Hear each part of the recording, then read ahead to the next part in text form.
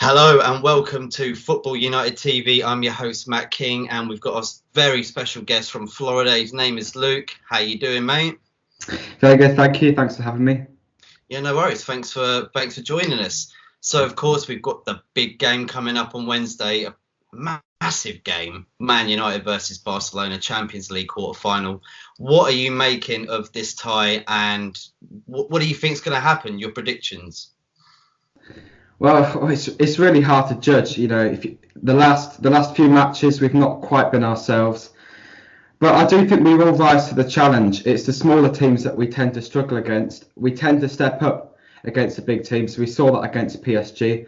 By no way are we favourites. We're clear underdogs, but I definitely I'm not writing United off. We definitely have a fighting chance. Everyone wrote us off against PSG, and we came out of it, with a 3-1 win. So I would, if I had to put my money in it, I would say Barcelona, but definitely don't write off United.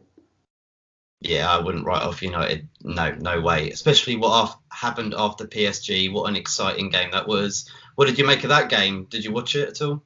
I did, yeah. So it was mid-afternoon here. We're 6 hours behind you, so I got back from school and just managed to get the kick off.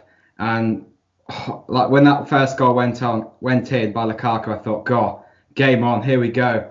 And it just went from there, didn't it? And went to 2-1, and Rashford got that penalty, and I was jumping all over the place with my brother. Could not believe it. One of the best games I've watched as a young United fan, and hopefully we see similar scenes at the Camp Nou.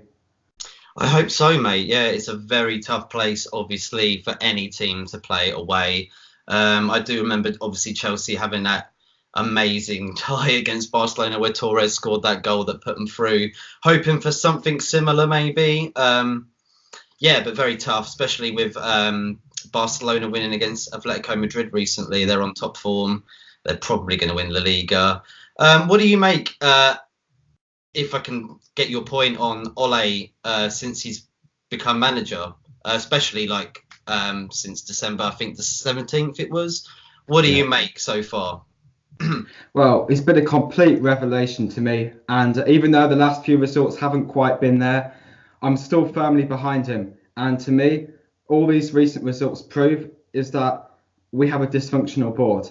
I can see the ambition Ollie has, and I'm a lot more willing to be patient with Ollie than a manager like Mourinho, because I can see that he's trying to reinstill the values of the club, and Yeah, I'm prepared to give that time.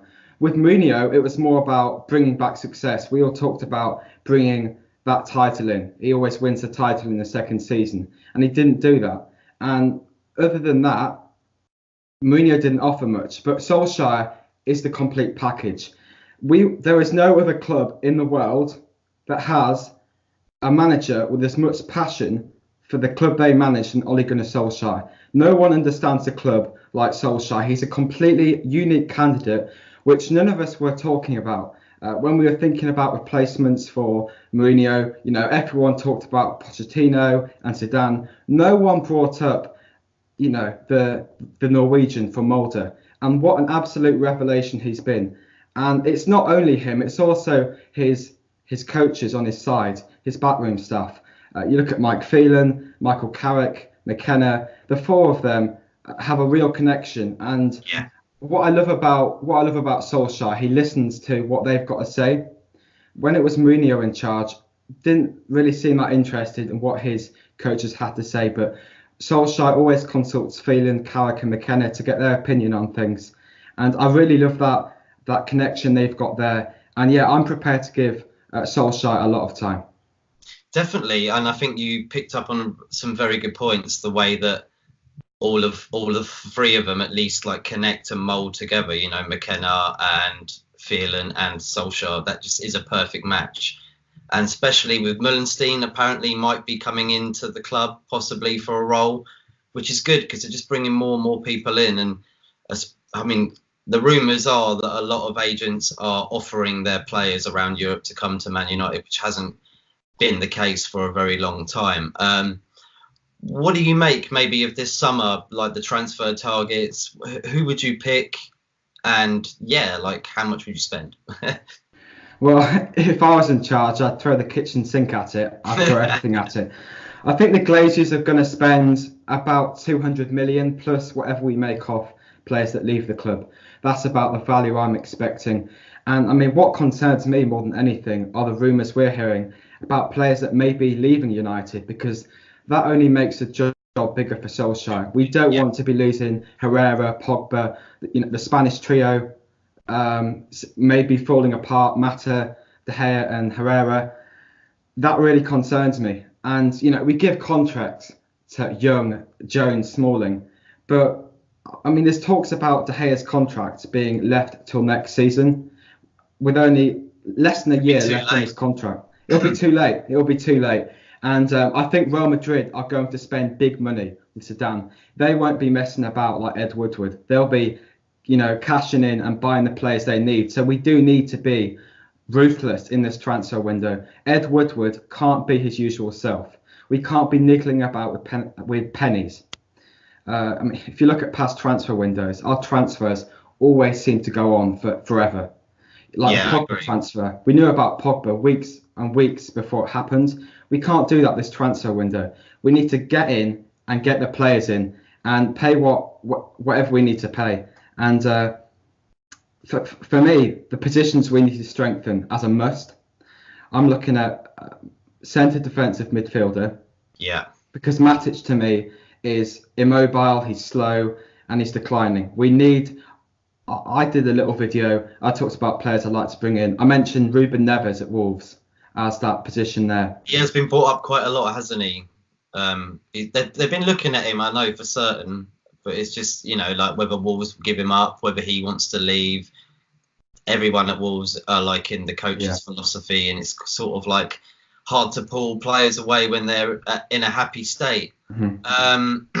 Yeah, but I mean, who else would you say other than Ruben?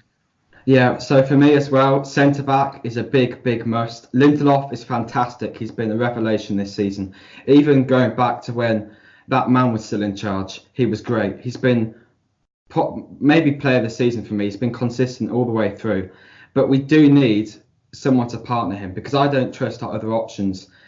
I don't know what's happening with Baye. I'd like to hear your thoughts on that. He could be leaving the club. Smalling, Jones, Rojo. If we're going to catch up with the likes of Liverpool and City, we need that strong centre-back partnership. We've had that in the past with Rio, Vidic, and you look at Liverpool now, what a revelation Van Dijk has been at Liverpool. If we can bring that sort of player in, whether it's a Koulibaly or we go younger with De Ligt, that will do us absolute wonders. What do you think on that? Well, yeah, I think I like the way you're saying De Ligt. I definitely looked at him and I think he would have been a great player that we could have brought in. But it looks to me like it's already a possibility that he might be going to Barcelona. And that's, I think, where his heart is lying towards. But definitely Koulibaly is definitely someone who wants to play for Man United. We've seen that. He's always spoke highly of the club and he wants out. He wants out of the Italian Serie A. So he would definitely be a Van Dijk sort of signing for us, and it would only cost us a little bit extra, especially looking at how much Van Dijk would probably cost right now. Yeah. So he'd be around about the same, if not less, and he could be even better. So I think it's worth getting Koulibaly. I definitely think there's something about Lozano that I really like. Obviously playing for, remind me. I don't know. I know the name, but I'm terrible with other clubs. Where does he play? It might be Dortmund. I think it's in Germany anyway. He plays in Germany. Mexican international. He's really good, and we're looking at him as well. So that might be. Is he? Is it PSV? Is he? Sorry, yes, not German, Dutch league, PSV, correct. Which is obviously a weird one because we bought Memphis Depay from PSV, didn't we? And he was on a banger when we bought him, and he flopped. So it's one of them ones. But I don't think he was as passionate as this Lozano is at the moment. I mean, the way he's talking about how much he wants to move to Man United is ridiculous. Like, I've Yeah. never seen anybody want so much interest in wanting to move. Like, so that's good, and he wouldn't cost too much because the Dutch teams don't seem to ask so much of a high price for their players. You know, like anyone could probably get him for about 40, 50 million. You know, like it wouldn't cost too much. Whereas you look at Jadon Sancho, obviously another target for Manchester United, and it'll probably cost about 100 million, so it's double, and it could be like the same similar player. So yeah. What do you make of Sanchez quickly? What do you make of that and the whole point that he's leading the wage bill when it's causing confusion with other players wanting to stay or not? Yeah, what do you make? Yeah, I mean, you hit the nail on the head there with the wage bill. And, you know, we talked just a few minutes ago about the players that might be leaving United. To me, that's a result of signing Sanchez. And we all talk about what a great businessman Ed Woodward is. But why would you bring Sanchez in on 400,000 a week? Any businessman should know that's going to cause absolute travesty to the wage structure. And we see now that Ander Herrera demanding about 200,000 a week. And I only see that as a result of what's happened over with Sanchez, and also Ed Woodward running down contracts as well to the last year to penny pinch and save a few pennies. Sanchez, not only with his wage, but on the pitch as well. I mean, he's scored 4 goals maybe. He always tries to cut on the inside, and I don't really fancy him on the left wing. If he's going to play anywhere, it's the right wing for me because we have nothing on the right wing. And obviously you talked about Lozano, and that's a really good shout because he's not going to cost quite as much as Sancho. I think Sancho is the headline signing. Lozano, you know, if you dig a bit deeper, could be a fantastic signing because if knowing this board, we're not going to spend more than about 260 million. So if we can, you know, save, so to speak, half that money on that player and invest that elsewhere, because there's a lot of positions that we need to strengthen. This squad really lacks squad depth. And I've got a question. This leads me to a question I've got for you. If you look at our midfield and our forward three, Solskjaer tends to play the same players in those positions. And to me, with the poor fitness Mourinho had in that last team, it's starting to show now that he's not rotating these players, and we've seen these injuries happen. And I sort of feel like it's derailed us a bit. How do you think Solskjaer can fix that? Does he give other like youth players more of a chance in games, or does he continue to play the same starting 11 in games? It's a very good question. I think bring in some players from the youth, maybe not a load of, don't just shove them all in, you know, like one every now and then, different role, confuse the other teams maybe a little bit. I think that also confused PSG as well when they had, you know, these players coming on. That they were like, well, who are they? Where are they going to play? How are they going to play? Yeah. And they were running around like, let's go. And it was sort of like, maybe we could try that. I don't know. Like, and Fred as well. I know he's a disappointment every now and then, but the way he played against PSG as well, he played his role. I think he's not going to leave in the summer because he's only been there a year. I don't think they're going to get rid of him. I think we need to try and get him and Pogba working again because at the moment it looks like Herrera's gone to PSG. And we haven't really got anything else. And I don't think they're looking to get anything there, are they? They're looking more central defence midfield and right wing and centre back and right back is what I'm hearing. But yeah, I don't know if they'll get anything in central mid next to Pogba who can help him. And I think Fred could do it. I think they could get him working well. He's had a rough first season, but he's shown some games that he can do that role. And especially with Shakhtar Donetsk in the Champions League against Man City as well. He was phenomenal, might I say. Yeah, I've got quite mixed feelings with Fred. You know, obviously 50 million, I think we really did overpay from there. I do see the potential he's got, and he's not played all that much this season, which I'm surprised by. And it's interesting. Should we play Fred, or do we need to bring 2 midfielders in? Because it's looking very likely that Herrera goes to PSG. And if that happens, we need to, either buy 2 midfielders or find a midfielder that we've got in the current squad to up their game to be a starting player, or look elsewhere. So Fred, yeah, it may be a decent shout. I'd like to see him get some more game time before the end of the Yeah, season, so we know, right, is he ready to make this step up, yeah. or do we need to look elsewhere? Yeah, it's a good point that with Fred. So what do you? I will have a quick roundup because I know you got to get off, haven't you, soon? Yeah. Yeah. What do you make of the result? What's it going to be Wednesday? What do you reckon? Oh, okay. That's a So prediction. yeah, okay. So we're at home. I'm gonna go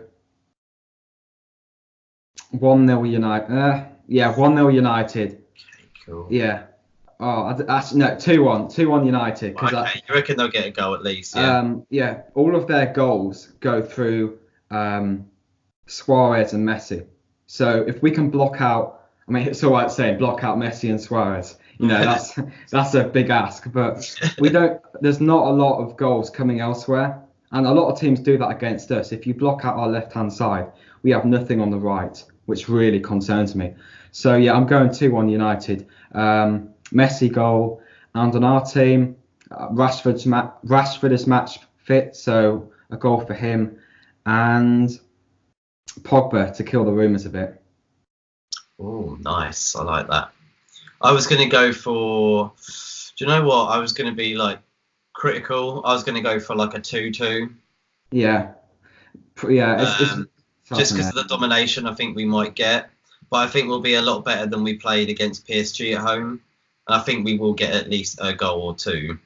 So 2-2 for me, and I say probably sort of similar with you. Oh yeah, Rashford, Pogba on the score sheet, and for them Messi twice, because I know what he's like in England. He always seems to score. Yeah. That's a very good prediction. Yeah, I think we may need to take it to Camp Nou and get a result. You know, we did it in Paris, so who knows? If we can get a 2-2 there, that's all right. That's not good, that good, because I would obviously take they'll it. still be on par. But I'd take it, yeah. Yeah. And I think we could just get that lucky. You know what Chelsea did? It always reminds me of that. I just think it might be one of those nights. I know we had it in PSG, and you think you can't have it twice, but it just feels like it could be our year to at least get to the final. But yeah. And what do you make of top four? Where do you think we're going to get? Do you think we'll make it, or do you think we won't? Well, I mean, you mentioned in your video yesterday that Arsenal did drop 3 points against Everton, and that's very, very big for us. Yeah. Draws them back into it, and it keeps those spaces open. It's hard. If we beat Wolves, then I'd say yeah. We're making top four. It's difficult now. I'd say we're just going to scrape it, but we need to get results against City and Chelsea. What about you? I agree. Yeah, I think we'll make it. I think it'll probably be fourth though. I think we'll just scrape it. We've got a few hard games, haven't we? Of course they're at home, but yeah, we've got City and Chelsea at home. If we beat Chelsea, that's a good one, because obviously that knocks them down, and we need to face somebody in the top six to know whether we can make it or not. You know. Yeah. We'll know after that Chelsea result. I'd rather them at home than go to Chelsea. Mm-hmm. Like, so yeah, I'll take that. I probably think we'll win that, and a draw with Man City. Obviously, nobody wants Liverpool to win if they're a Man United fan, do they? Yeah. But nobody wants, if they're a Man United fan, nobody wants City to win the quadruple either. So it's a tough one this year. I've got a question for you. I have got a few minutes. I've got till 20 past. Okay, good. Yeah. So with top four, a lot of people have asked this question: would you sacrifice top four to stop Liverpool winning the league? I've had this question put to me before. Yeah. Yes. You would. I wouldn't. No. It's tough. I know. Yeah. It's difficult. Yeah. I know. It's like, I don't know. Yeah, I don't know. It's. I've never been able to come up to a complete analysis of how I feel on that. So at that time when you just asked me, I was like, I have to say Yes. Yeah. I'm not too sure. So what's your reasoning of why? I mean, it's really difficult for me. Either way, I'll be crying. For me, we need to focus on United first and what we're building at our club, and we can't be obsessed. Liverpool for years were obsessed with United under Fergie, and they always looked over at Manchester, and their only big game of the season was when they went to Old Trafford or we played them at Anfield. We Yeah. can't become that club. We need to focus on ourselves first and them second. So for me, it's really hard, and I will not be happy at all for obvious reasons, but I'm going to have to focus on United first and, choose our top 4 place over it. Exactly. Well put. Luke, I'm going to have to call it there, mate, because we're on to 20 minutes as well. Thank you very much. And just give us a shout out on your channel and Twitter, etc., etc. Thank you very much. So, my YouTube is United Fan Focus. I do have quite a few other Reds on there. I do like most of my content is live. Manchester United content. I do match previews, reviews. Most of the time, my brother's on there with me as well. And my Twitter is United Fan Focus again, all one word. And I'd really appreciate if you subscribe and follow. Thank you very much. And this guy knows his stuff as well, as you can tell. Luke, have a great rest of your afternoon in Florida now. Yes, yeah. Yeah, lucky bastard. Thanks for having me on. Cheers, Luke. Thank you very much. We'll have you on again sometime, okay? All right. Thank you. Yeah, really appreciate it. Thank you, mate.